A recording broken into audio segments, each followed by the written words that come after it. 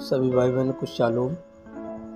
स्वयं को दीन करो संदेश के तीसरे व अंतिम भाग में आप सभी का स्वागत है। भाई बेल बोलते हैं 70 मिनटों तक मरकुस 16:15-20 पर और दूसरे लेखों पर, जिसका शीर्षक था मरकुस 16 ने काम क्यों नहीं किया है और वचन के लेखों के अनुसार इसे कैसे क्रियान्वित किया जाए। संपा इतना सब कहा गया है, मैं इसे और बेहतर बनाने को कुछ और नहीं बोल सकता हूँ, और मैं सच्चाई से विश्वास करता हूँ कि यह प्रभु था जिसने इसे किया है भाई बेल के लिए, कि वे यह संदेश ला सके इस सुबह के बाद। क्योंकि आप देखिए, इसे तो इसी प्रकार होना था। हम खुदा से इसे ग्रहण करते हैं। इतनी ढेर सारी चीज़ें हैं जिन्हें वे कह रहे थे। मेरे पास 20 संदेश लिखे रखे हैं जो उन्होंने कहा।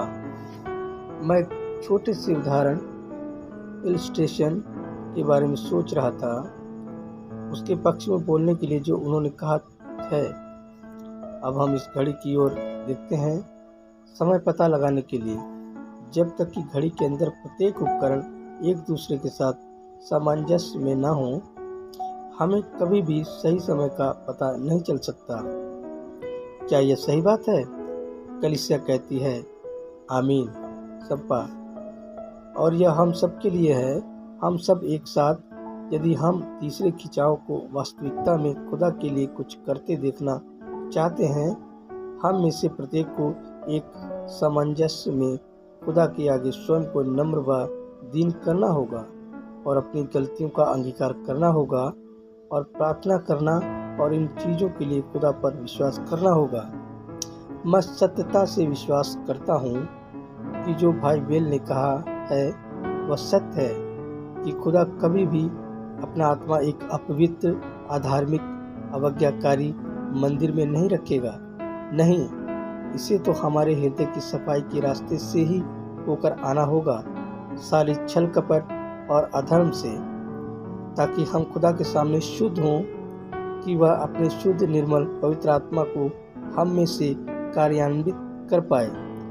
इन चीज़ों को घटनाक्रम में लाने हेतु मैं सोचता हूँ कि जब आप आज रात घर जाएं, यदि आप उस छोटी सी यहूदा की पुस्तक को पढ़ें, आपको बहुत कुछ समझ में आ जाएगा कि भाई बेल ने अभी क्या कहा है। और उन्होंने कहा, मैं गंभीरता से उस विश्वास के लिए संघर्ष करता हूँ जो एक ही बार संतों को सौंपा गया था। वे उससे दूर हो गए थे, कैसे दूषित मनों वाले लोग, और उसी प्रकार और अंदर घुस आए थे और उन्हें खुदा की वास्तविक चीज़ों से बहका दिया था। और खुदा तभी काम कर सकता है जब हम उसे काम करने दें। और बहुत सी प्यारी बातें जो मैं कह रहा था, आप जानते हैं, लोगों को चाहिए ताकत, और उन्हें वास्तविकता में यह पता ही नहीं कि ताकत होती क्या है। उन्हें वाकई में यह पता नहीं है कि उसके साथ क्या क्या और चलता है। ऊपर जाने का रास्ता नीचे से ऊपर जाता है हमेशा। यदि आपको सामर्थ्य चाहिए तो यह देखिए कि आप कितने नम्र व दीन हो सकते हो। बस अपनी प्रत्येक सांसारिक सोच से अलग हो जाओ और खुदा के आगे स्वयं को नम्र व दीन करो, और तब आपके पास उससे कहीं ज़्यादा सामर्थ्य होगी, जितनी किसी ऐसे व्यक्ति के पास होती है जो पूरे भवन में भागा फिरता है और बहुत शोर मचाता है। देखिए, क्योंकि आप तो बस स्वयं पर जीत हासिल करने और स्वयं को मसीह के हाथ में समर्पित करने में सफल हो गए हो। आप देखो कि उसके सामने स्वयं को नम्र व दीन कर दो। यह है असली सामर्थ्य। आप मुझे एक ऐसी कलीसिया दिखाएं जो नम्र हो, वास्तविकता में दीन, एक बदतमीजी नहीं, बस एक कलीसिया जो मधुर नम्र कलीसिया है। मैं आपको वह कलीसिया दिखाऊंगा जिसमें अनुग्रह और खुदा की सामर्थ होगी। यह ठीक बात है। यह है वह चीज़ जिसकी ज़रूरत होती है, नम्रता, स्वयं को खुदा के आगे दीन करना, खुदा ही को बस हम में से अपना काम करने देना, ज़्यादा शोर मचाने की ज़रूरत नहीं होती है। कभी कभी जैसा कि किसान ने बोला था कि वह मैदान में अपनी गाड़ी लेकर गया और हर बार जब वह किसी रोड़े बम्प से टकराती वह बस जोर से लड़खड़ाती और आगे बढ़ जाती, पर वापस आते समय जब उसी रोड़े से टकराई तो कोई आवाज़ ही नहीं आई, क्योंकि वह भली अच्छी वस्तुओं से भरी हुई थी। सो मैं सोचता हूँ कि यह बस ठीक बात है। देखा कि हम खुदा की अच्छी चीज़ों से भर जावें, कि आत्मा का फल हम में से होकर दिखाई पड़े, जैसा कि उसने कितना अधिक हवाला दिया 1 कुरिन्थियों 13 का वहाँ, और किस प्रकार से कि चाहे मैं अपना शरीर भी जलाने के लिए दे दूं और यह सारी चीज़ें रखूं और प्रेम न रखूं, वह कुछ नहीं है, इससे मुझे कोई फ़ायदा नहीं। देखा हम वह करना चाहते हैं। हमारे व्यक्तिगत प्राण हर चीज़ के ऊपर है, जिसके लिए हम खुदा के सामने जिम्मेदार हैं। देखा यह ऐसा है कि जैसे आप स्वर्ग जा रहे हो। यह बात नहीं है कि मैं जाऊं या वह जाए या आप हैं जिसे जाना है। देखा इसे तो आपको ही पहले होना होता है और आपको तो देखना होता है और प्रभु के सामने प्यारे पाए जाएं। और मैंने हमेशा पाया है कि जो व्यक्ति खुद को नम्र दीन करता है वही होता है वह जिसे खुदा उठाता है। जब आप एक ऐसे व्यक्ति को लें जिसका सीना तना रहता हो और सब कुछ जानता हो और आप उसे कुछ समझा नहीं सकते और वह अकड़ू ऑरेगेंट है और अच्छा यह है एक ऐसा व्यक्ति जो कहीं नहीं पहुंच सकता, पर आप उस व्यक्ति को लें जो स्वयं को दीन करता है और मधुरता से चलता है। मैं एक दिन एक व्यक्ति से बात कर रहा था। वह एक कलीसिया को संस्थागत कर रहे थे। ऊपर वहाँ किसी संस्था में से वे लोग टूट कर बाहर निकले थे और अच्छा यह भाई बोझे हैं और वह कलीसिया वहाँ उनके पास एक लंबे अरसे से वहाँ पर एक बढ़िया चर्च था और प्रभु आशीषें दे रहा था। फिर लोग ऐसी स्थिति में आ गए कि वे स्वयं को दूसरों की तरह चमकाना पॉलिशिप चाहते थे और उसे एक संस्था में गिरा देना चाहते थे। और जब उन्होंने वैसा किया तो वह बस वे दीन मसीही वहाँ यह नहीं चाहते थे। सारे जीवन उन्हें उसके विरोध में शिक्षा दी गई थी, सो वे उसमें से निकलकर अलग चले गए। अब उनका एक झुंड है और प्रभु ने उन्हें आशीष दी है। जब तक वे अंदर आ रहे हैं, ऊपर एक बड़ी जगह में फिर से एक कलीसिया में अब जिसमें करीब 4 या 5 हजार लोग हैं और वे शुरू कर रहे हैं। और वे मेरे पास आए थे और बोले, भाई ब्रैनम, हम वहाँ बाहर कार्यालय में बैठे थे, वह चर्च का ऑफिस उस दिन, और वह बोला, अगुओं में से एक भाई कार्लसन और वे लोग बोले, हमें क्या करना चाहिए? मैंने कहा, चरवाहा बनने के लिए एक व्यक्ति को ढूंढो जिसके पास किसी भी डिनोमिनेशन की कोई पहचान ना हो, जो बस एक अच्छा वास्तविक मधुर दीन भाई हो जो जिंदगी जीता हो, बाकी सब खुदा संभाल लेगा। देखा, मैंने कहा, एक अच्छा पास्टर जो बस भेड़ों को भोजन खिलाए और नम्र बना रहे, तब खुदा बाकी का काम करेगा। यदि तुम लोग कोई बड़ा भारी सब कुछ पता है नहीं जो अंदर आए और इसे ऐसे व्यवस्थित करो और इसे तो ऐसे ही होना चाहिए और चीज़ों को उल्टा मोड़ने लगे, मैंने कहा, वह कभी काम नहीं करेगा। आप तो बस वहीं पहुंच गए। यही बात है, कलीसिया में हर हिस्से को एक साथ मिलकर काम करना होता है और आप बस अपना हिस्सा ही रखो। सो हमने देखा कि हम किस समय में रह रहे हैं। हम तो जितना हम सोचते हैं उससे भी कहीं अधिक करीब आ गए हैं। अब हम लोग भाई बेल को सराहते हैं, क्या नहीं? कलीसिया कहती है, आमीन। संपा। प्रभु आपको आशीष दे भाई बेल। धन्यवाद। हम प्रभु का धन्यवाद देते हैं यह महान संदेश हम तक आज रात लाने के लिए। और मुझे एक नोट मिला है कुछ मिनट पहले, एक बहन जिनके पास एक सपना है जो वे बताना चाहती हैं, यदि आप बस उसे मेरे लिए लिख दें। बहन मेरा, उसने उन्हें कुछ सपने दिए हैं जो एकदम सच निकले हैं। हम सभी सपनों को स्वीकार नहीं कर लेते हैं, नहीं, पर जब वे खुदा की ओर से होते हैं, हम जानना चाहते हैं कि यह खुदा है जो हमसे बात कर रहा है। जब हर कोई अन्य भाषाओं में बात करने लगे, हम इसका विश्वास नहीं करते, पर जब एक अनुवाद आता है जो हमें किसी चीज़ के बारे में बताता है जो होने वाली है, हम उसे घटित होते देख लेते हैं, तब हम उसके लिए प्रभु का धन्यवाद देते हैं। देखा,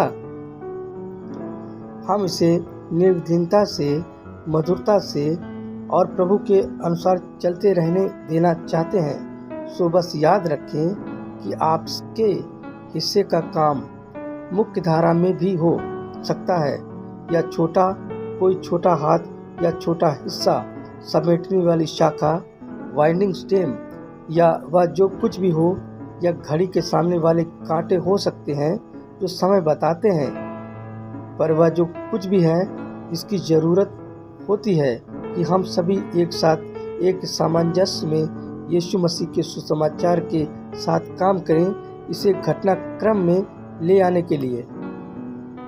जरा सोचें, यदि वरदान इतने महान होते जिसे हम सामर्थ्य कहते हैं, और पौलुस ने कहा था, चाहे मैं इतना विश्वास रखूं कि पर्वत को हटा दूं और प्रेम ना रखूं तो मैं कुछ भी नहीं।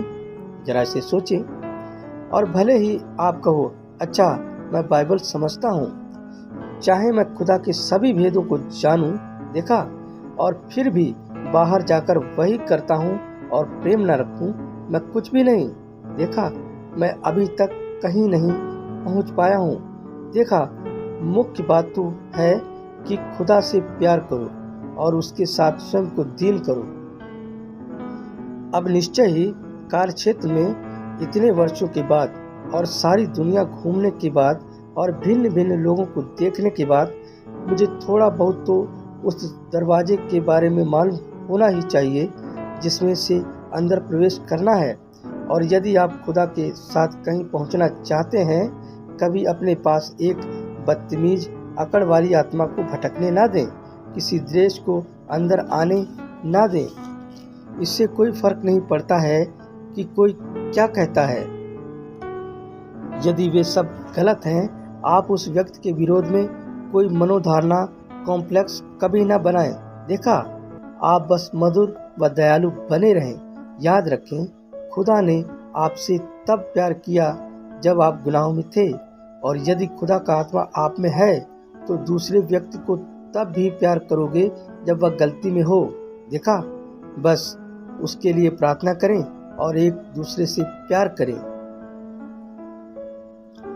हर चीज के ऊपर खुदा से प्यार करें और एक दूसरे से प्यार करें, और खुदा के साथ और एक दूसरे के चारों ओर नम्र बने रहें, और खुदा हमें बरकत देगा।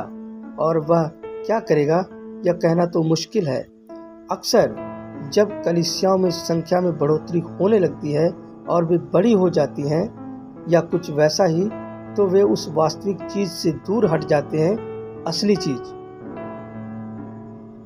आपको मालूम इन चीजों को घटनाक्रम में क्या लेकर आया? जब मैंने पहली बार शुरुआत की थी और प्रभु नदी पर मुझ पर प्रकट हुआ था और मुझे वह बताया था और भाई बेल ने वह देखा था, मेरा विश्वास है कनाडा में एक समाचार पत्र में कई वर्ष पहले, जहां वह प्रभु का दूत प्रकट हुआ था उस नदी पर, वहां वह एसोसिएटेड प्रेस में आया था, रहस्यमयी ज्योति स्थानीय प्रचारक के ऊपर, जब वह बपतिस्मा दे रहा था। और आप जानते हैं वह किसने किया था? जब हम ठीक सड़क के पार तंबू वाली सभा कर रहे थे, एक तंबू जिसमें करीब 25,000 लोग बैठे थे। दुनिया भर से प्रचारकगण आए थे और कहा था, भाई जरा 1 मिनट यहाँ आइए। मैं तो बस एक लड़का था, जैसे ओह बस एक बच्चा। और वे बोले, आप उन सब लोगों को एक मन कैसे रखते हो? वे एक दूसरे को इतना प्यार करते हैं जितना कि मैंने कभी ऐसे लोगों को नहीं देखा जो एक दूसरे को प्यार करते हों। यह तो प्रभु है, यही तो है जिसके ऊपर यह कलीसिया स्थापित हुई थी। वह खुदाई, भाईचारे का प्यार एक दूसरे के लिए। मैंने देखा है लोगों को एक दूसरे से हाथ मिलाते हुए इस जगह से बाहर जाते हुए और फिर एक दूसरे से अलग होते वक्त बच्चों की तरह रोते हुए। वे एक दूसरे से इतना प्यार करते थे और मैं उनके घर जा सकता हूँ उनसे मुलाकात करने, और अक्सर बाइबल खुली रखी होती और आंसुओं के धब्बों से भरी हुई रात के समय पहुँचूँ तो पिता और माताएं इकट्ठे होते और अपने बच्चों को फर्श पर चारों तरफ इकट्ठा करके घुटनों पर झुके होते। पिता और माताएं अपने घुटनों पर झुके हुए रो रहे होते और प्रार्थना कर रहे होते। मैं दरवाजे पर खड़ा रहता और इंतजार करता रहता, और वे प्रार्थना करना बंद नहीं करते। मैं सीढ़ियों पर बैठ जाता और स्वयं प्रार्थना करने लगता। उनका इंतजार करते हुए देखा, और तब ये था, इसलिए वे एक दूसरे से प्यार किया करते थे। वे एक दूसरे से प्यार करते थे। हम खड़े होकर वह पुराना गाना गाया करते थे, धन है वह डोर जो जोड़े हमारे दिलों को मसीह प्यार से। वह संगति जुड़े हुए मनों की है, ऐसी जैसी हो ऊपर से। जब हो हम अलग, देता है गहराई में दर्द, पर जुड़े रहेंगे दिलों में हम फिर से मिलने की आशा में। मैं यह मसीह के लिए अपने हृदय में बड़े आनंद के साथ कहता हूँ।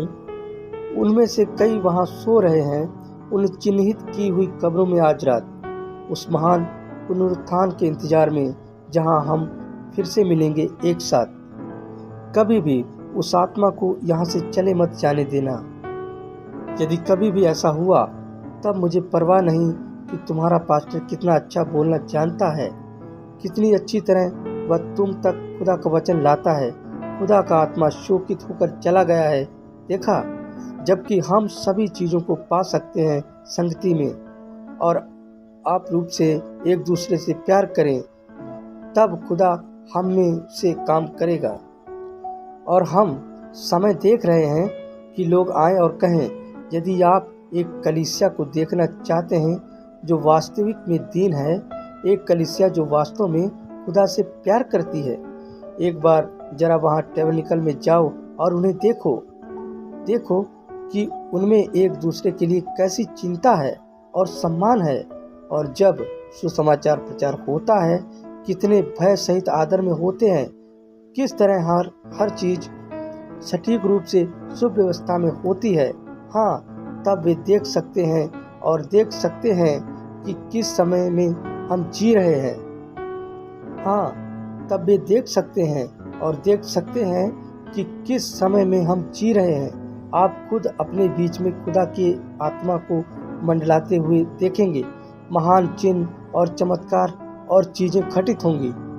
यदि यह चीज़ एक साथ कार्यान्वित हो रही है तो यह समय की जानकारी देती है, पर यदि यह काम नहीं कर रही है तो समय रुक गया है। अब यह और अधिक समय नहीं बता सकती।